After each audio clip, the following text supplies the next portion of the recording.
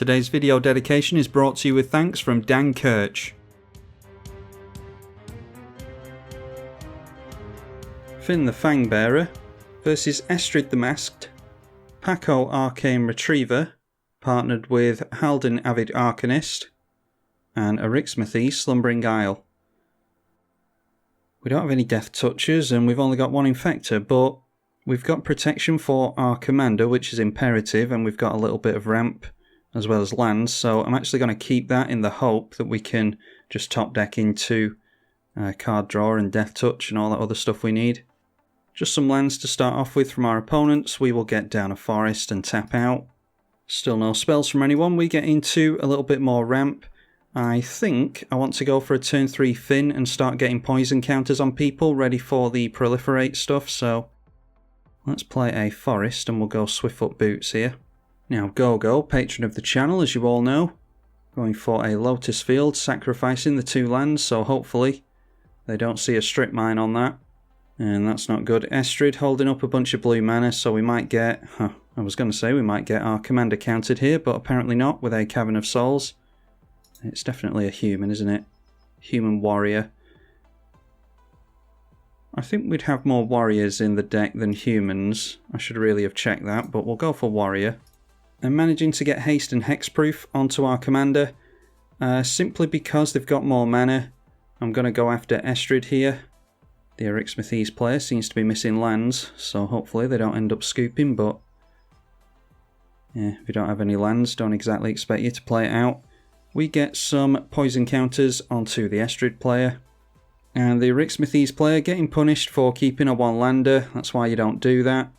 I'd rather mull down to 4 than keep a 1-lander, although you might be forced to keep a 1-lander by the time you've mulled down to 4. Drawn from Dreams for Gogo. And Academy Rector for the Estrid player, so they could get any enchantment they like. That's when it dies, isn't it? I'm not sure either of us could. Blue has got some exile in things like Curse of Swine and stuff like that, so might be able to exile it, might be able to bounce counter over here. Just another land for us, so I think we're concentrating on ramping here. And then we'll give some poison counters over to the Teamer player. Then an Overgrowth going on to the Lotus Field. Dawn's Reflection in Chanterland, and it makes 2 additional mana in any combination of colours. So 5 cards in hand, and they've still got 3 mana held up here. Then a Noble Hierarch from the Bamp player. And with 4 cards in hand, passing the turn over to us, I'm sure we're about to draw into a land. Yeah. Alright, so I think it's time to crack the Mind Stone then. See if we can actually do something this turn. Just another land. Yeah, there's lots of Death Touchers and Infectors and stuff like that in this deck, believe it or not. Do we just go for the Viridian Corruptor then? I think we might as well. Oh, and that's noteworthy. You have to destroy an artifact when it enters. I assumed that would be a May ability. Alright, so we're going to lose mana here. Let's just float the mana, because we're going to have to get rid of our own Arcane Signet. Use that mana to put the boots on there, and we'll put 4 more counters onto Gogo, going down more mana than I would have liked this turn. Then we'll put the boots back over onto our commander, and we'll pass the turn at that. Another hit like that to Gogo, and he's done for. Now Gogo, going for Gitaxian Probe, he's going to be very disappointed with what he sees there, or maybe not even. Curiously continuing to hold up mana. Sigarda Host of Herons. Yeah, we need to get into some of our stuff that makes our things unblockable here. Champion of Lambholt will probably be the best bet for us, really, because there's some good creatures coming down from the Bamp player. Then Estrid's Invocation coming down as a copy of the Dawn's Reflection. That goes on to the Tropical Island, so that will now tap for 3 mana.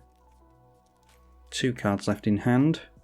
And then it's back round to our turn. Let's see if we can actually get into something that isn't a land.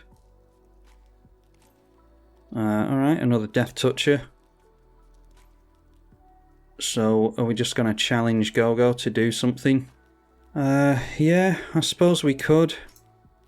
I think I'll just leave Gogo teetering because I don't think we can do anything about the Bant player currently. So let's just go in with the Fynn. Actually, we'll go in with the Infector, that would make more sense. We'll just go in with the Infector and then we can hopefully proliferate him out of the game later on. He just decides to take the damage there. So we'll throw down a Strip Mine just in case we want to take some mana away from Estrid. And I think that can be us done. And then Gogo looking to do something at the end of the turn, as I assumed he would. Chemist's Insight, draw 2, and it has Jumpstart. But Estrid adding a bunch of mana. Oh, of course, it's a Hull Breacher. Ugh. Okay, put Mystic Reflection, that is really good. Yeah, excellent card. Actually, the first time I've seen this played. So, Mystic Reflection, turning the Hull Breacher into a Noble Hierarch. That was a really good play from Gogo. So I'm sure he would like to have gone for the Chemist's Insight a couple of times there, but still managing to keep himself in cards at least. Yeah, that was really good. Managing to keep the nasty Hull Breacher out of play. Then another enchantment effect going on to the land, this time Wolf Willow Haven. And they get themselves into Expedition Map, 5 cards in hand and still a bunch of mana. Do we want to kill off the Estrid's Invocation? Yeah, I think we do.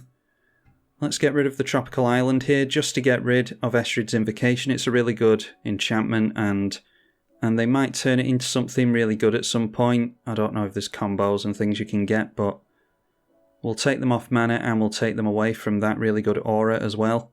And there is this player's commander, Estrid the Masked, coming down now, and putting an aura onto the Sigarda. So the aura is Totem Armor, and it will keep the Sigarda from leaving play.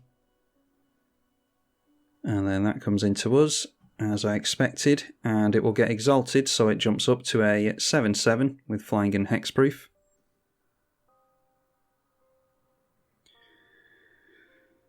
What are we meant to do?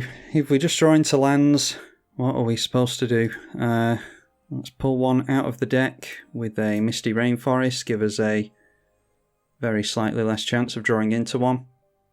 Just going to play out the Thorn-Wheeled Archer so that we can block the Sigarda. It won't leave play thanks to the Totem Armor, but the Totem Armor will drop off at least. Just waiting to get into some kind of enchantment removal so that we can blow up the Academy Rector and then blow up whatever it is that they go for with that.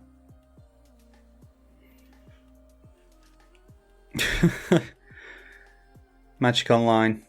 Welcome to Magic Online. So the player in the most commanding position decides to scoop.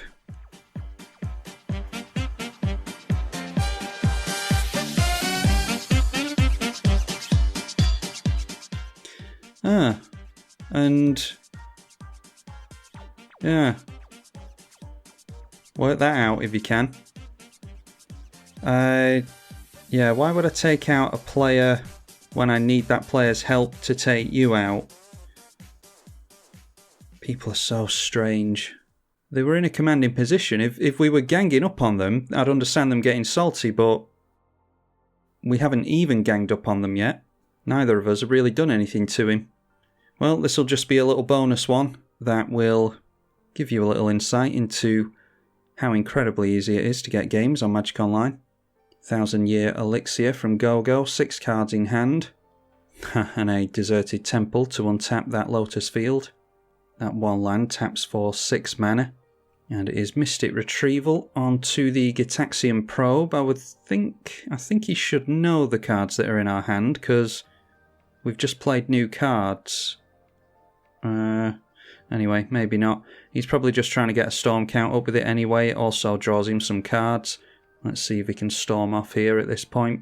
Cycling a Vizier of Tumbling Sands. And I don't know what that does when you cycle it. When you cycle it, untap a target permanent, so 6 more mana from the Lotus Field. The Mystic Retrieval again.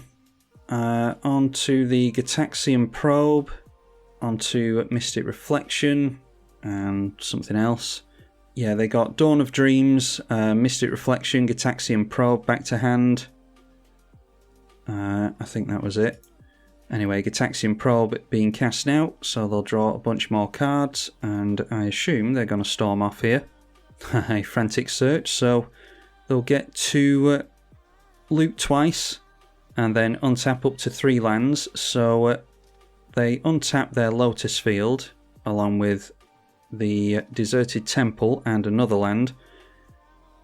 Tap it down between Frantic Search triggers. Tap this down twice thanks to the Deserted Temple. And yeah, they're going to make a heap of mana here. Now playing a Primal Amulet, which will make all these instants and sorceries cost less. And a new one being cast. Behold the Multiverse, scry 2, draw 2. Then a bonus round. Then Aria Flame. When it enters the battlefield, each opponent gains 10. Whenever you cast an instant or sorcery, put a verse counter on it and it deals that much damage equal to the number of verse counters to a target player or planeswalker, so that should be us done here. The Growth Spiral will get copied a bunch of times thanks to the bonus round. And then casting a Blue Sun Zenith where X is 20. Are they targeting us with Blue Sun Zenith? I think, yeah, they're trying to mill us out here, which they will do successfully because Blue Sun Zenith is X20. It will get copied a bunch of times. Well, at least we would have gotten into a Death Toucher there. Yeah, a few Death Touchers on the top. Too little, too late. This was hardly a real game anyway. We had one person scoop and then one person get salty over God knows what and scoop. And there we go. Gogo Batman winning with his new Storm deck. So I think we'll try this again and hopefully you enjoy the next game.